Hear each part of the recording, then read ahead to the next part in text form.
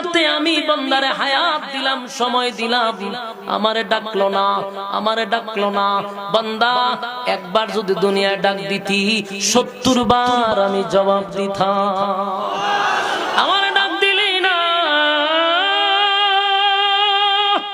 70 বার জবাব দিতাম, আমারে ডাক দিলি না। বান্দারে এখন জাহান্নামে আইসা আমারে ডাকলে লাভ হবে না। 1000 বছর পর্যন্ত ডাকছে শুধু পানির জন্য। এরপর আল্লাহ কি কয়, ইল্লা হামিমা ওয়া গাসসাকা। দেখ নাফরমান রে পানি দে, পানি দে। নাফরমান যেহেতু পানি চাই দে, নাফরমান রে পানি দে। এমন পানি দিবে রে, ইল্লা হামিমা ওয়া গাসসাকা, যেই পানিটা হবে জাহান্নামের আগুনে পুরানো সেই রক্ত, আপুস বিষাক্ত পানি, জাহান্নামের আগুনে টকবক টকবক গরম পানি। এই জাহান্নামীদেরকে পান করানো হবে। জাহান্নামীরা জানবে না গরম না ঠান্ডা, কারণ 1000 বছরের পিপাসা। পানি শব্দ শোনার সাথে সাথে যেই মাত্র পান করবে, ভিতরের নারী বুড়ি যা কিছু আছে সব গলে গলে গলে গলে পায়খানা রাস্তায় বাহির হয়ে যাবে। আমার যুবক ভাইরা, জাহান্নামীরা চিৎকার দিয়া বলবে, আল্লাহ এমন পানি আপনার কাছে তো চাই নাই, কেমন পানি দিলেন গো,